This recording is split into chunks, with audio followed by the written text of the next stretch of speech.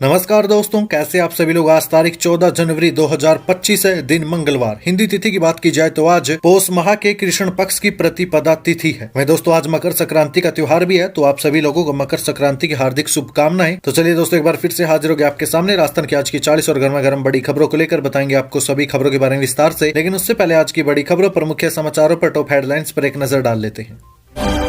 नरेश मीणा छात्र राजनीति से जुड़े मामले में हुए बरी, थप्पड़ कांड में जमानत याचिका लगाकर कहा हिंसा में कोई हाथ नहीं है। वहीं दोस्तों शीतलहर के चलते जोधपुर में 2 दिन स्कूलों की छुट्टी, 15 जनवरी से फिर ओले और बारिश का अलर्ट, घने कोहरे में बस और जीप की टक्कर, 3 की मौत। इसी के साथ ही जिला खत्म करने पर कोर्ट ने सरकार से मांगा जवाब। गहलोत राज में बनाए गए थे नए जिले, विधायक ने याचिका में कहा ये पूरी तरह से राजनीति से प्रेरित है। वहीं दोस्तों पूरे राजस्थान में जमीन से जुड़े काम होंगे ठप, प्रदेश में सभी पटवारियों ने शुरू की अनिश्चितकालीन हड़ताल, कार्य बहिष्कार आंदोलन शुरू। वहीं दोस्तों राजस्थान में 10वीं और 12वीं की बोर्ड परीक्षाओं की तारीखों में बदलाव, पहले फरवरी में शुरू होने थे एग्जाम, अब आई नई डेट। इसी के साथ ही एसआई भर्ती परीक्षा पर बैकफुट पर आई सरकार, सचिन पायलट का भजनलाल सरकार पर करारा हुआ। वहीं दोस्तों राजस्थान में धर्मांतरण रोकने के लिए सरकार पेश करेगी बिल, 31 जनवरी से चलेगा बजट स्तर है। वहीं दोस्तों सत्यापन के अभाव में हजारों लाभार्थियों की अटक सकती है पेंशन। बने रहिए दोस्तों, बताएंगे आपको प्रदेश की 40 बड़ी खबरों के बारे में विस्तार से। लेकिन उससे पहले अगर अभी तक आपने चैनल को सब्सक्राइब नहीं किया तो सबसे पहले चैनल को सब्सक्राइब कर दे, वीडियो को लाइक कर दे और अपने कमेंट जरूर कर दीजिएगा।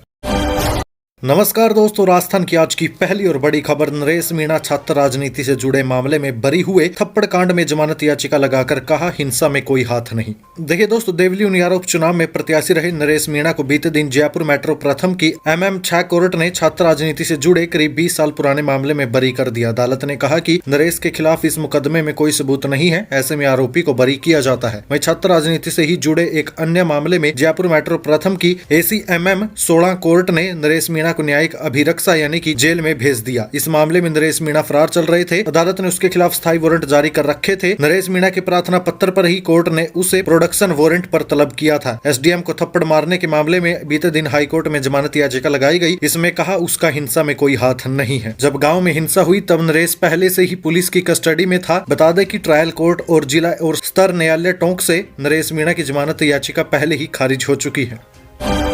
शीतलहर के चलते जोधपुर में 2 दिन स्कूलों की छुट्टी, 15 जनवरी से फिर ओले और बारिश का अलर्ट, घने कोहरे में बस और जीप की टक्कर, 3 की मौत। देखिए दोस्तों, घने कोहरे के कारण श्री गंगानगर में रोडवेज बस और जीप के आमने सामने की टक्कर में 3 लोगों की मौत हो गई। इसमें पति पत्नी और भाई शामिल है। वहीं बीते दिन सुबह पदमपुर के सीसी हेड के पास हुए हादसे में जीप के परखच्चे उड़ गए। वहीं दोस्तों उधर राज्य में 15 जनवरी को एक बार फिर से बारिश और ओले गिरेंगे। बीकानेर, जयपुर, अजमेर, भरतपुर और कोटा संभाग के 18 जिलों में बादल छाने, बारिश होने और कहीं कहीं ओले गिरने की आशंका के साथ येलो अलर्ट जारी किया गया। वहीं दोस्तों तेज सर्दी को देखते हुए जयपुर समेत 19 जिलों के स्कूलों में कक्षा 1 से 8वीं तक के बच्चों की छुट्टी घोषित कर दी गई। वहीं जोधपुर में सभी स्टूडेंट्स की 14 और 15 जनवरी यानी आज और कल की छुट्टी रहेगी। छुट्टी 1 से लेकर 4 दिन तक बढ़ाई गई है। वहीं दोस्तों जयपुर, सीकर, कोटा, टोंक, दौसा, बाड़मेर, बालोतरा, झुंझुनू और जैसलमेर के सभी स्कूलों में कक्षा 1 से 8वीं तक के बच्चों की बीते दिन यानी सोमवार की छुट्टी कर दी गई थी। वहीं आज यानी 14 जनवरी को मकर संक्रांति है, जिसकी पहले से ही छुट्टी घोषित की जा चुकी है। वहीं दोस्तों इसके अलावा सवाई माधोपुर के सभी स्कूलों में कक्षा 1 से 8वीं तक के बच्चों की 16 जनवरी तक छुट्टी की गई है। RPSC ने असिस्टेंट प्रोफेसर के पदों पर निकाली भर्ती, हिंदी अंग्रेजी समेत 3 विषयों के लिए भरे जाएंगे पद। देखिए दोस्तों, राजस्थान लोक सेवा आयोग ने 500 से भी अधिक पदों पर असिस्टेंट प्रोफेसर की भर्तियां निकाली है। इस भर्ती के लिए बीते दिन से आवेदन भी शुरू हो चुके हैं। इच्छुक और योग्य कैंडिडेट्स RPSC की आधिकारिक वेबसाइट rpsc.rajasthan.gov.in पर जाकर आवेदन कर सकते हैं। RPSC ने असिस्टेंट प्रोफेसर के कुल 575 पदों पर भर्ती निकाली है। इस भर्ती के लिए 10 फरवरी 2025 तक आवेदन किए जा सकते हैं। RPSC ने नोटिस जारी कर सूचित किया है कि अंतिम तिथि के बाद किसी भी कैंडिडेट का आवेदन स्वीकार नहीं किया जाएगा। इस भर्ती के लिए आयु न्यूनतम 21 वर्ष और अधिकतम 40 वर्ष तक के कैंडिडेट्स आवेदन कर सकते हैं। असिस्टेंट प्रोफेसर की इस भर्ती के लिए लिखित परीक्षा, इंटरव्यू और डॉक्यूमेंट वेरिफिकेशन के आधार पर चयन होगा। जिला खत्म करने पर कोर्ट ने सरकार से मांगा जवाब। गहलोत राज में बनाए थे नए जिले, विधायक ने याचिका में कहा ये पूरी तरह से राजनीति से प्रेरित है। देखिए दोस्तों, गंगापुर सिटी से जिले का दर्जा खत्म करने पर हाईकोर्ट ने राज्य सरकार से जवाब मांगा है। बीते दिन हाईकोर्ट में उपनेता प्रतिपक्ष और गंगापुर सिटी के विधायक रामकेश मीणा और अन्य की ओर से दायर जनहित याचिका पर सुनवाई हुई। सुनवाई के दौरान राज्य सरकार ने जवाब पेश करने के लिए समय मांगा। इस पर अदालत ने सुनवाई 2 हफ्ते के लिए टाल दी। याचिका में कहा गया कि सरकार के फैसला पूरी तरह से राजनीति से प्रेरित है। गंगापुर सिटी को जिला बने 1.5 साल हो गया। यहाँ जिला कलेक्टर और SP ऑफिस खुल गए हैं। सभी तरह का इंफ्रास्ट्रक्चर डेवलप हो गया। अब सरकार बदलने के साथ ही राजनीति से प्रेरित होकर जिले को खत्म करने का फैसला लिया गया, जो जनहित में नहीं है। ट्रेनी एसआई को ट्रेनिंग रुकने के बाद भी मिल रही सैलरी 26,500 रुपए का भुगतान किया जा रहा है। हाईकोर्ट में प्रार्थना पत्र लगाने की तैयारी। देखिए दोस्तों, एसआई भर्ती 2021 के ट्रेनी सब इंस्पेक्टर को फील्ड ट्रेनिंग रुकने के बाद भी सैलरी मिल रही है। जी हाँ, इसके खिलाफ मामले से जुड़े याचिकाकर्ता कैलाश चंद शर्मा ने हाईकोर्ट में प्रार्थना पत्र दायर करने की तैयारी की है। प्रार्थना पत्र में कहा गया कि ट्रेनी एसआई की सैलरी रोकी जाए। दरअसल हाईकोर्ट के आदेश से पुलिस मुख्यालय में ट्रेनी एसआई को नॉन फील्ड कर दिया, लेकिन उन्हें सैलरी दी जा रही है। याचिकाकर्ता के वकील हरेंद्र नील ने बताया कि यह स्थापित कानून है कि बिना काम के वेतन नहीं दिया जा सकता। ऐसे में हमने कोर्ट से कहा कि नो वर्क नो पे का सिद्धांत लागू किया जाए। उन्होंने बताया कि प्रत्येक ट्रेनी एसआई को ट्रेनिंग के दौरान 26,500 रुपए का भुगतान किया जाता है। पूरे राजस्थान में जमीन से जुड़े काम होंगे ठप। प्रदेश में सभी पटवारियों ने शुरू किया अनिश्चितकालीन कार्य बहिष्कार आंदोलन। देखिए दोस्तों, राज्य में पटवारियों ने अनिश्चितकालीन हड़ताल शुरू कर दी है। पटवार संघ ने हाल ही में अपनी मांग को लेकर पटवारी और गिरदावर द्वारा कार्य बहिष्कार करने की चेतावनी दी थी, जिसमें कहा गया था कि अगर मांगों पर विचार नहीं किया जाएगा तो 13 जनवरी से पटवारी और गिरदावर कार्य बहिष्कार करेंगे। इसके बाद पटवारी संघ ने बीते दिन से हड़ताल शुरू कर दी और प्रदेश भर में पटवारी और गिरदावरों ने कार्य बहिष्कार करना भी शुरू कर दिया है। प्रदेश भर में पटवारियों के कार्य बहिष्कार की वजह से अब आम लोगों और किसानों को काफी दिक्कतों का सामना करना पड़ेगा। हड़ताल शुरू होने के साथ ही प्रदेश भर में फिर से तहसील और राजस्व कार्यालय में आमजन और किसानों को परेशानी का सामना करना पड़ रहा है। दोस्तों, अब बात करते हैं कि आखिर पटवारी अनिश्चितकालीन हड़ताल पर क्यों गए, उनकी आखिर मांगे क्या है। तो देखिए दोस्तों, पटवार संघ की ओर से 9 सूत्री मांग में कहा गया कि पटवारी से भू अभिलेख निरीक्षक पद की डीसीपी और भू अभिलेख निरीक्षक पद से नायब तहसीलदार पद की डीसीपी जो पहले से लंबित पड़ी है उसे जल्द बहाल करने की मांग की गई। 752 भू अभिलेख निरीक्षक के नए पद पर जल्द क्लियर करने और अन्य नए पद सृजित करने की मांग की गई। साथ ही नायब तहसीलदार से तहसीलदार के पद पर पदोन्नति का कोटा बढ़ाने की मांग की गई, जबकि पटवार भवनों में अच्छी सुविधा जैसे कि फर्नीचर, कंप्यूटर, लैपटॉप जैसी सुविधाएं देने की मांग की गई है। वहीं इसके अलावा स्टेशनरी भत्ता बढ़ाकर 1,000 रुपए करने और हार्ड ड्यूटी भत्ते को 5,000 रुपए करने की मांग की गई है। राज्य में 10वीं और 12वीं बोर्ड परीक्षा की तारीखों में बदलाव। 1 फरवरी से शुरू होना था एग्जाम। देखिए दोस्तों, राष्ट्रीय माध्यमिक शिक्षा बोर्ड ने बोर्ड परीक्षा की तारीखों में बदलाव करने का फैसला किया। फरवरी में होने वाली रीट परीक्षा के चलते 10वीं और 12वीं की बोर्ड परीक्षा की तारीखों में बदलाव हुआ है। अब एक साथ 6 मार्च से राजस्थान में 10वीं और 12वीं की बोर्ड परीक्षाएं शुरू होगी। बता दें कि पहले 10वीं और 12वीं की बोर्ड परीक्षा फरवरी में होने वाली थी। जानकारी के मुताबिक इस बार राजस्थान बोर्ड परीक्षा के लिए करीब 20 लाख विद्यार्थियों ने आवेदन किया है। उधर रीट परीक्षा में भी करीब 15 लाख से ज्यादा बीएसटीसी और बीएड धारक अभ्यर्थी परीक्षा में शामिल हो सकते हैं। रीट की परीक्षा के लिए 27 फरवरी की तारीख निर्धारित की गई। ऐसे में बोर्ड की परीक्षा की तारीखों में बदलाव करने का फैसला किया गया है। राज्य में भरतपुर समेत 25 जिलों के सीएमएचओ पर होगी बड़ी कार्रवाई। लापरवाही के कारण स्वास्थ्य मंत्रालय ने भेजा नोटिस। देखिए दोस्तों, राज्य में करीब 25 जिलों के मुख्य चिकित्सा और स्वास्थ्य अधिकारी यानी कि सीएमएचओ की बड़ी लापरवाही सामने आई। इस लापरवाही की वजह से राजस्थान सरकार के चिकित्सा, स्वास्थ्य और परिवार कल्याण मंत्रालय के निदेशालय की ओर से इन सभी सीएमएचओ के खिलाफ नोटिस जारी किया गया है। निदेशालय की ओर से महिला स्वास्थ्य कार्यकर्ता यानी एएनएम के रिक्त पदों की रिपोर्ट भेजे जाने को लेकर सीएमएचओ के खिलाफ कार्रवाई करने के लिए नोटिस जारी किए गए। बताया जा रहा है कि एएनएम के खाली पदों की रिपोर्ट भेजी जानी थी, लेकिन इसको लेकर मुख्य चिकित्सा और स्वास्थ्य अधिकारियों ने बड़ी लापरवाही बरती है। वहीं गलत तरीके से खाली पदों पर नवचयनित कर्मियों का स्थापन किया गया। ऐसे में अब अधिकारियों पर कार्रवाई की जाएगी। मैं दोस्तों, बताया जा रहा है कि निर्देश देने के बावजूद भी अलवर, अनूपगढ़, बालोतरा, बांसवाड़ा, बारां, बाड़मेर, भरतपुर, भीलवाड़ा, चित्तौड़गढ़, दौसा, डूंगरपुर, गंगापुर सिटी, हनुमानगढ़, जयपुर, झालावाड़, जोधपुर ग्रामीण, करौली, कोटा, फलोदी, सुलुम्बर, सवाई माधोपुर, साहबपुरा, सिरोही, टोंक, उदयपुर जिले के सीएमएचओ की ओर से खाली पदों की सूचना उपलब्ध करवाने को लेकर लापरवाही बरती गई। ऐसे में अब इन सभी के खिलाफ अनुशासनात्मक कार्रवाई करने के निर्देश दिए गए हैं। ऐसे में अब इन सीएमएचओ पर कार्रवाई होना तय है। एसआई भर्ती परीक्षा पर बैकफुट पर आ गई कांग्रेस। सचिन पायलट का भजनलाल सरकार पर करारा वार। देखिए, कांग्रेस के राष्ट्रीय महासचिव सचिन पायलट बीते दिन जयपुर दौरे पर थे। इस दौरान पायलट ने पत्रकारों से बातचीत में बीजेपी की केंद्र और राजस्थान सरकार पर जमकर हमला बोला। उन्होंने कहा कि देश में संवैधानिक संस्थाओं को बचाने में राजनीतिक दलों के साथ जनता की बड़ी भूमिका है। हमें ना उम्मीद नहीं होना चाहिए। जनता को समझना होगा कि कैसे धीरे धीरे देश में चुनाव जीतने के लिए दुरुपयोग हो रहा है। संवैधानिक संस्थाओं के महत्व को खत्म किया जा रहा है। सचिन पायलट ने कहा कि देश में लोकसभा चुनाव में इंडिया गठबंधन ने मजबूती के साथ चुनाव लड़ा था। राज्यों की परिस्थिति अलग होती है। दिल्ली में कांग्रेस इस बार बेहतर प्रदर्शन करेगी। केंद्र सरकार कैसे काम कर रही है पूरा देश जानता है। सरकार के भीतर क्या स्थिति है, चंद्रबाबू नायडू और नीतीश कुमार जैसे नेता कब पलट जाए कोई नहीं कह सकता। बजट स्तर के दौरान कांग्रेस मजबूती से विपक्ष की भूमिका निभाएगी। इसके अलावा सचिन पायलट ने राजस्थान सरकार पर भी करारा हमला बोला। उन्होंने कहा कि राजस्थान सरकार कंफ्यूज है, निर्णय लेने की स्थिति में नहीं है। संभाग जिलों को खत्म करके जनता के हितों के साथ कुठारघात किया गया। सरकार एसआई भर्ती परीक्षा को रद्द करने की घोषणा कर बैकफुट पर आ गई। सरकार में कई पावर सेंटर हो गए। ब्यूरोक्रेसी फैसला कर रही है। भाजपा की संविधान यात्रा को लेकर कहा कि जिन्होंने संविधान की मूल भावना के साथ खिलवाड़ किया वो संविधान बचाने की यात्रा क्यों निकाल रही हैं, जनता को समझना होगा।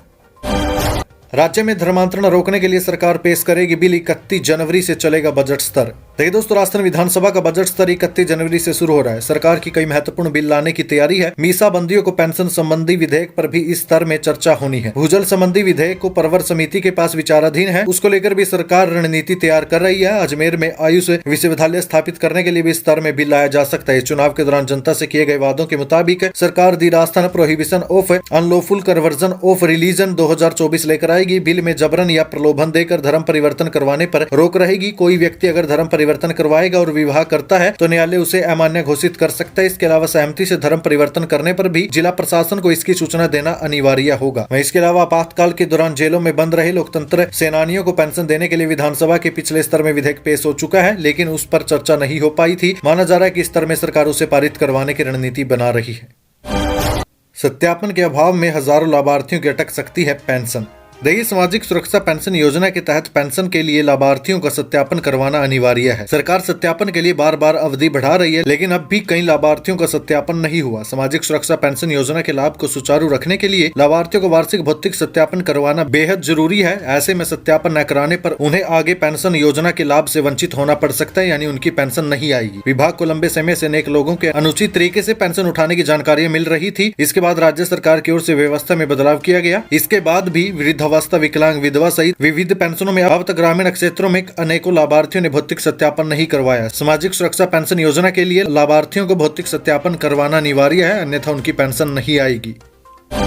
शेयर बाजार में निवेश और मुनाफे का झांसा देकर ठग लिए 10 लाख रुपए। देखिए, शेयर बाजार में निवेश और मुनाफे का झांसा देकर 10 लाख रुपए से ज्यादा की साइबर धोखाधड़ी का मामला सामने आया। जालासाज ने पीड़ित युवक को जाल में फंसाते हुए आईपीओ खरीदने पर मुनाफे का झांसा दिया। आरोपी ने पीड़ित को सोशल मीडिया पर बनाए ग्रुप में मुनाफा दिखाया। निवेश की रकम की निकासी के लिए जालासाज ने क्रेडिट स्कोर 100% करने का झांसा देकर पीड़ित से महाराष्ट्र गढ़चिरौली के अलग अलग बैंक खातों में लाखों की रकम ट्रांसफर करवा ली। 20 लाख रुपए निवेश करने से इनकार के बाद जालासाज की पोल खुल गई। पीड़ित ने साइबर थाने में धोखाधड़ी का मुकदमा दर्ज करवाया। पुलिस के अनुसार फोयसागर रोड नंबर प्रेम नगर गली नंबर 7 निवासी ऐश्वर्या त्रिपाठी ने रिपोर्ट दी है कि 26 नवंबर को उसके सोशल मीडिया अकाउंट पर लिंक भेजकर सेबी से registered CLK shares securities private limited का प्रॉफिट प्लान शेयर किया गया। इसमें कंपनी का 600% मुनाफा दिखाया गया था। मुनाफे के प्रलोभन में आकर उसने 28 नवंबर 2024 को 12,300 रुपए और उसी दिन 15,000 रुपए मेसराज ट्रेडर्स के बैंक ऑफ महाराष्ट्र गढ़चिरौली में ट्रांसफर करवा दिए। 1 दिसंबर को उसी खाते में 15,000 रुपए और जमा करवाई। पीड़ित ने बताया कि उसका स्कोर 100 पॉइंट कर उसे नए आईपीओ में निवेश पर मुनाफा ज्यादा देने के लिए 20,17,000 रुपए जमा करवाने को कहा गया, जिससे उसने इनकार कर दिया। शेष रकम की निकासी के लिए उसे 5 लाख रुपए जमा करवाने को कहा तो उसने 31 दिसंबर को 5 लाख रुपए कोटे के बैंक ब्रांच हैदराबाद के JR ट्रेडर्स दिलसुख नगर में जमा करवा दिए। इसके बाद सोशल मीडिया अकाउंट का नंबर बंद कर दिया। तब जाकर पीड़ित को उसके साथ हुई धोखाधड़ी का पता चला। तब जाकर उसने पुलिस में रिपोर्ट दी।